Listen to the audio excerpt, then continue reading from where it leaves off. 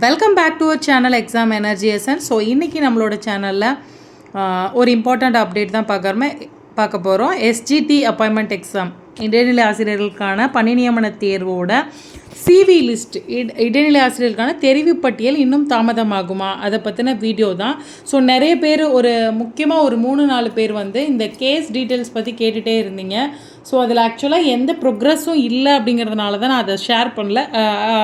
போட்ட மாதிரிக்கே இருக்குது அப்படின்றதுனால தான் அதை பற்றி நான் ஷேர் பண்ணல. பட் இது ஒரு கன்க்ளூஷனுக்கு வர மாதிரி இருக்குது. அதை பற்றின டீட்டெயில்டு வீடியோ தான் இன்றைக்கி நம்மளோட சேனலில் பார்க்க போகிறோம்.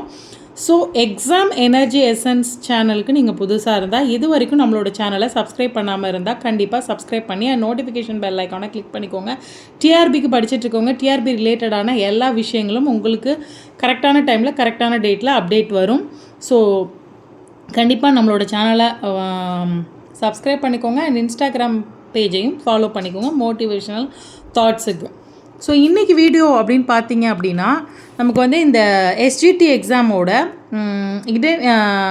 தெரிவு பட்டியல் நமக்கு தெரியும். எல்லாரோட எழுதின 25,000 பேரோட செலெக்ஷன் லிஸ்ட்டும் ரிலீஸ் ஆகிடுச்சு.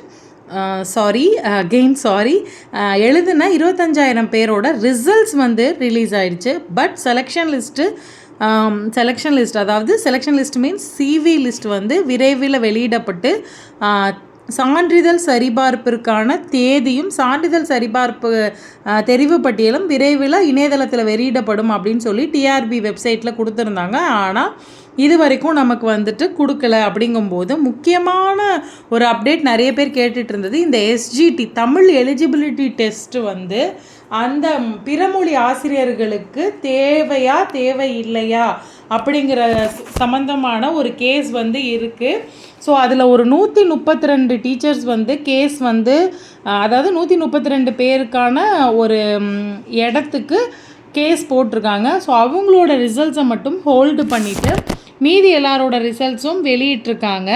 இதில் இப்போ மொத்தமாக செலெக்ஷன் லிஸ்ட் வெளியிடும்போது நமக்கு அந்த 140 பேருக்கான இதை நிறுத்திட்டு வெளியிடுறதுல சிக்கல்கள் இருக்குது அப்படின்னு சொல்லப்படுது. அதனால தான் லேட் ஆகுது. ஸோ இன்டரிம் ஸ்டே கொடுத்துருக்கிறது எதுக்காகனா 132 பேருக்கு மட்டும் இன்டரிம் ஸ்டே கொடுத்துருக்காங்க. அந்த இன்டரிம் ஸ்டே கொடுத்த லிஸ்ட்டு நாளைக்கு இப்போ 23/4 இன்றைக்கி நான் சொல்கிறேன். இதை 24ஆம் தேதி லிஸ்ட் ஆகிருக்கு.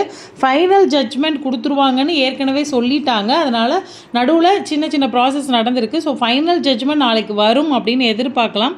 அதனால தான் நமக்கு ஒருவேளை நாளைக்கு அந்த ஃபைனல் ஜட்ஜ்மெண்ட் தமிழ் எலிஜிபிலிட்டி டெஸ்ட்டுக்கும் இதுக்கும் சம்மந்தம் இருக்குது, ஏதோ ஒரு ஜட்ஜ்மெண்ட் வந்தாலும் அதனால் நம்மளோட ஓப்பன் கோட்டா, அதாவது தமிழுக்கான இடைநிலை ஆசிரியர்களுக்கான தமிழ் மொழி தேர்வில் எழுதினவங்களுக்கு எந்தவித பாதிப்பு இருக்க போகிறதில்ல.